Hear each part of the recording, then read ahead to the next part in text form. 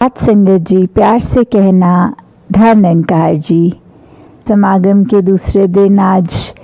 जहाँ फिर एक बार ध्यान इस परमात्मा की ओर सभी वक्ता महापुरुष, गीतकार महापुरुष, गीतों वाले, स्पीच वाले, कविताओं वालों ने यही लगाया कि माध्यम जो भी हो ये परमात्मा पे ही अपने आप को आधारित रखें। मन को स्थिर रखने के लिए जहाँ एक इतने फोकस, चैनलाइज्ड एक करने का तरीका यही परमात्मा है। तो कैसे हम अगर अपने आप में सोचें कि कैसे जीवन काल में अगर देखते चले जाएं कि कोई अगर छोटा बच्चा हो, उसको कभी स्कूल के ईयर्स में पढ़ाई में थोड़े से अगर तैयारी बहुत अच्छी की हो और परिणाम में उतने अच्छे मार्क्स ना आए तो मन फिर अस्थिर हो जाता है कि कैसे एक इतनी तैयारी, इतनी मेहनत, इतनी लगन से करने के बाद भी जब रिपोर्ट कार्ड हाथ में आई तो जो सोचा उससे कम मार्क्स आए,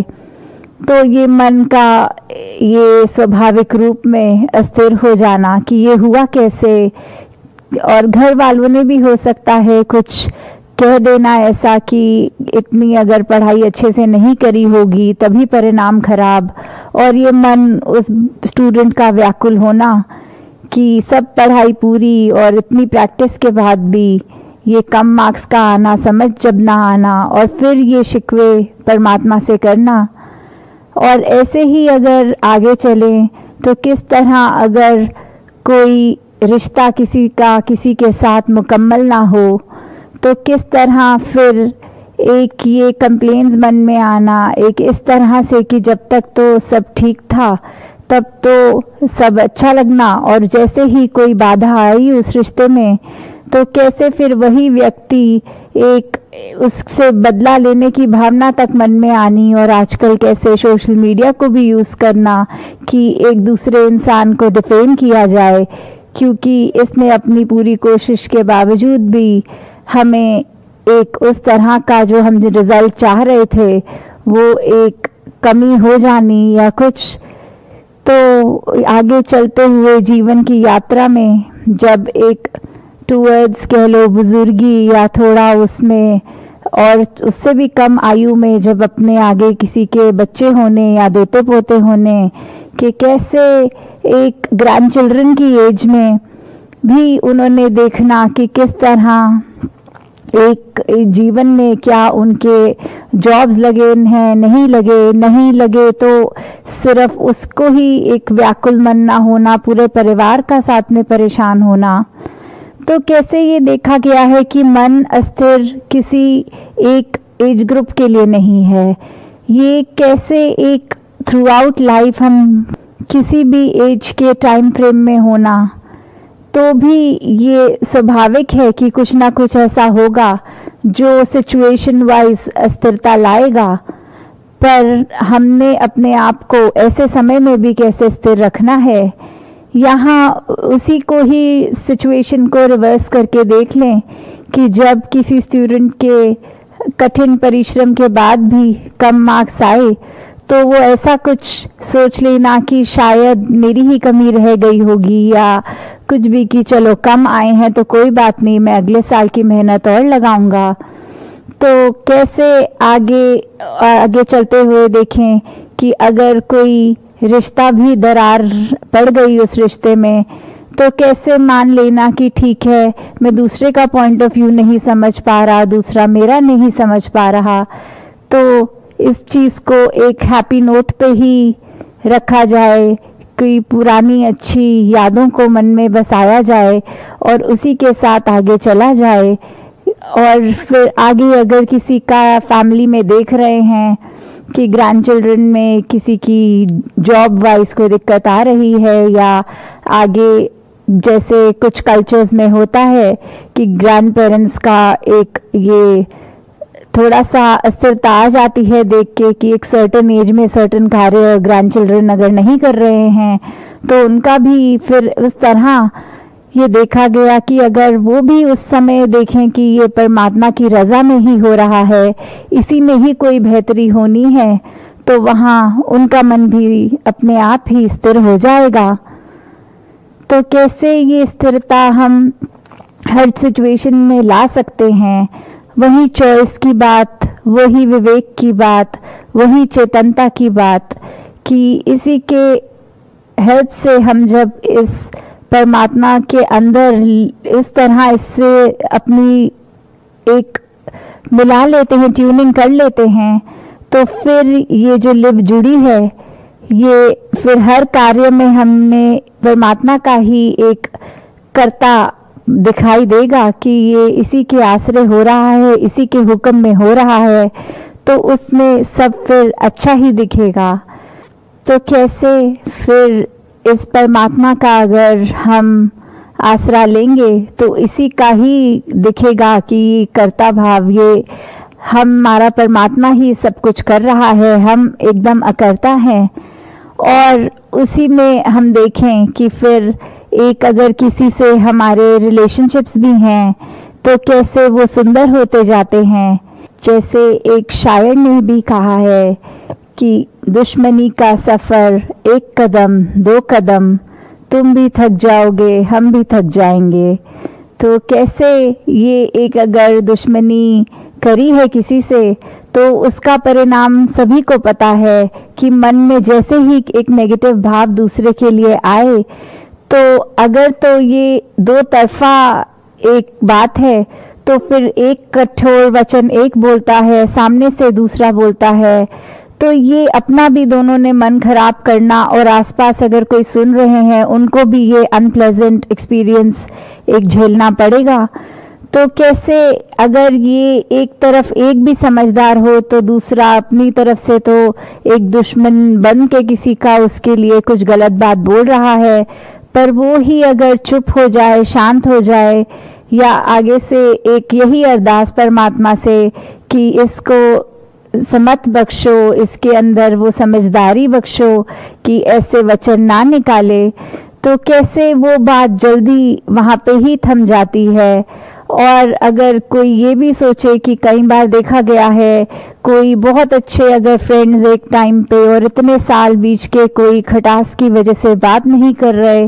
तो इतने साल वो व्यर्थ भी गवा दिए, और एक मन में कहीं ना कहीं वो ख्याल, क्योंकि अंदर से अगर एक केयर थी एक टाइम उनके लिए, तो वो उस तरह कायम भी रहनी, कुछ मन में आना कि एक फ़ोन उठा के कॉल की जाए, और फिर ये ईगो मन में आनी कि नहीं ये तो उसने ऐसा कहा था तो मैं नहीं ये करूँगा फ़ोन। तो कैसे एक या तो इतना भी प्रलॉन्ग अगर कुछ खिंचता है, अंत में वही होता है कि जब एक होना फिर इकट्ठे, तो फिर अपने आप में ये सोचना आपस में जब बात करनी कि हमने इतने साल तो व्यर्थ कर दिए, क्योंकि जहाँ ये नेगेटिव भाव आते हैं वो तब तक ही खड़े हो सकते हैं जब तक हमारा मन उनको अकोमोडेट करेगा। जिस पल इस मन में हमने परमात्मा को डाल लिया और फिर मन स्वच्छ हो जाता है,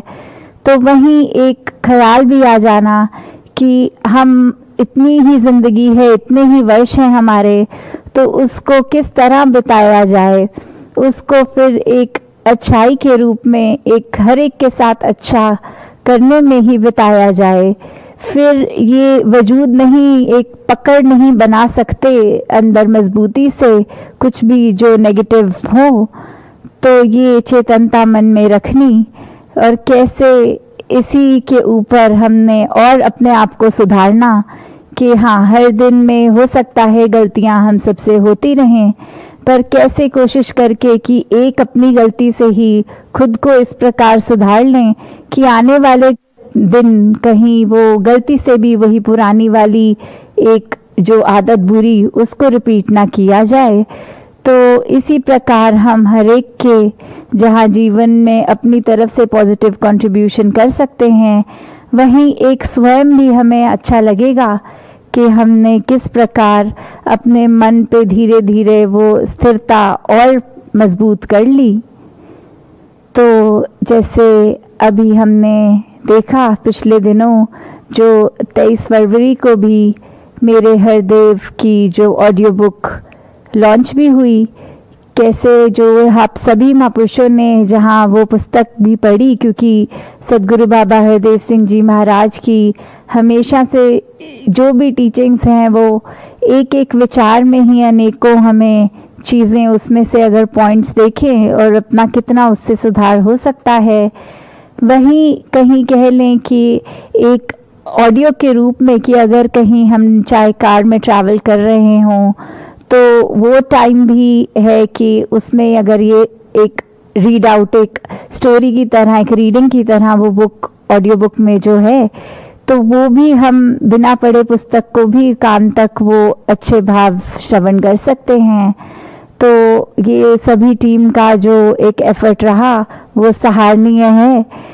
तो कैसे हर एक ने ये योगदान दिया और ये सेवा भाव सभी का, तो ये बात हमेशा से जो सदगुरु बाबा हरदेव सिंह जी महाराज भी अपनी हर विचार में फोकस करके बोलते थे कि ये परमात्मा को अगर हम पा लें, इसकी जानकारी ले लें, तो हमारा जीवन कैसे सुखमयी हो सकता है। और अगर ये बात है कि लोक सुखी परलोक सुहेला वाली बात, और अगर चलो कोई आज की जनरेशन में ये भी अगर बात बोले कि हम तो एक करंट टाइम की ही बात करना चाहेंगे, हमें नहीं पता कि हमारे पुराने जन्म थे नहीं थे, या ये 84 लाख योनियां कोई चीज़ होती हैं कि नहीं होती, तो भी ये देखें कि इस जिंदगी में जो अभी हमारे सामने है, करंट है, तो कैसे हम इसको ही सुधारने की बात करें, आगे पीछे अगर नहीं भी सोचें। तो यही है कि कैसे अपने पल पल के सुधार के लिए हमेशा इस परमात्मा का एहसास होना, क्योंकि स्थिरता में हम वही कर सकते हैं कि इस एहसास के कारण ही मन स्थिर होगा। और वहीं ये महाराष्ट्र का जहाँ समागम हो रहा है, तो जहाँ महाराष्ट्र की ही धरती के संत मुक्ताबाई जी भी कहते हैं, जगिया ब्रह्म दिसे उघड़े, ये भगवान, ये परमात्मा ओपनली देखा जा सकता है, इन्हीं आंखों से देखा जा सकता है। तो कैसे हम इस परमात्मा को देख सकते हैं, जब ये हम ऐसा कर लें तो फिर हमें अपनी भी एक असल पहचान कि हम ये शरीर नहीं है, उस पे हम आधारित होकर अपने जीवन को एक सही डायरेक्शन में ले जा सकते हैं। तो जैसे आज सुबह भी सेवादल रैली के रूप में जो मैसेजेस ये स्किट्स में भी देखे गए कि कैसे एक सेवा का जो भाव है मानवता के लिए, वो हर एक ने, ये मिशन ने एज अ होल या इंडिविजुअल लेवल पे हर महापुरुष ने कैसे दुनिया के लिए अपने आप को अर्पण किया, और मन में कोई एक ये अहम का भाव नहीं कि मैं कुछ करने वाला हूँ। सारा क्रेडिट इस परमात्मा को कि इस परमात्मा ने क्षमता दी है, तो ये शरीर कुछ चल पा रहा है, कुछ किसी के लिए कुछ हम अपने हाथ पैर चलाकर कुछ कंट्रीब्यूट कर पा रहे हैं। तो कैसे एक अगर एग्जाम्पल के तौर पे अगर एक लेडी होती है, जब वो प्रेग्नेंट होती है, तो हर समय उसको एक अपनी तबीयत का ख्याल सबकॉन्शियसली एक साइड बाय साइड चल ही रहा होता है, चाहे वो कहीं पे भी काम कर रही हो, ऑफिस में हो, कहीं पे भी। तो एक ये देखते हुए कि खाते पीते, काम करते, कुकिंग करते, या जो भी डे टू डे एक्टिविटीज वो कर रही हैं, तो ये पता है कि मुझे हमेशा कुछ तेजी से नहीं चलना, कुछ भार नहीं उठाना। तो ये चीज बार बार उसको एक याद नहीं कराई जाती कि ऐसा ना करो, आप प्रेग्नेंट हो, पर वो एक नेचुरल, एक इंस्टिंक्चुअली पता होता है कि हम जो भी कर रहे हैं वो बहुत उस तरह करें कि अंदर एक जो और जान है एक, तो वो उसका ख्याल करते हुए। तो कैसे ये चीज भी कि परमात्मा का एहसास इसी तरह का हर एक में होना चाहिए कि एक हम चाहे कुछ भी हों, जो कहा भी जाता है हथ कारवल दिल यारवल, कि हम कोई भी कार्य कर रहे हों, चाहे हमारे हाथ कोई भी काम कर रहे हों, पर ये मन हमारा इसी परमात्मा में लगा रहे। यही एक सही मार्ग है जो युगों युगों से भक्तों ने, संतों ने बताया है कि भक्ति के मार्ग पर ही रहकर हम अपना कल्याण कर सकते हैं और ये ब्रह्म ज्ञान प्राप्त करके हमारी रूह भी ये सब बंधनों से मुक्त होकर एक साल्वेशन को प्राप्त कर सकती है। तो दातार सभी पे कृपा करे कि ऐसी ही स्थिरता वाला जीवन, एक सहजता वाला जीवन हर एक के हाथ में हो, हर एक उसी तरह से अपना जीवन जीता चला जाए। तो यही अरदास की परमात्मा का ही आसरा लेकर जब हम हर काम करेंगे तो डेफिनेटली हमारी इंटेंशन जो है उसको अगर पॉजिटिव करने की, तो वो एक पॉजिटिव ही होता जाएगा। और हाँ, ये भी देखा गया है आजकल कि अगर कोई नेगेटिव काम करने में भी दलील देने में बोलता है कि अगर परमात्मा के बारे में सोच लिया पर इंटेंशन हमारी नेगेटिव है तो भी ये ज़रूर एक सफल होगा। तो उसमें भी हमें पता है कि ये हमारे दिमाग की एक चालाकी है। और परमात्मा को तो एक इनोसेंट, जैसे बच्चों का भी एग्जाम्पल बहुत बार आता है कि वो बच्चे चाहे कितने भी चुलबुले हों, उनकी एक इनोसेंस हर एक तक पहुंचती है, कोई चतुर चालाकियां नहीं। तो हम कैसे अपने आप को भी एक उस रूप में चाइल्ड लाइक बना पाएं कि इनोसेंस से इतने भर जाएं कि मन इतना साफ हो जाए कि फिर कोई छल कपट ना हो उस मन में। तो दातार सभी को ऐसा जीवन बख्शे कि एक रस होकर भक्ति को पूर्ण करे। सात संगत जी, धन निरंकार जी।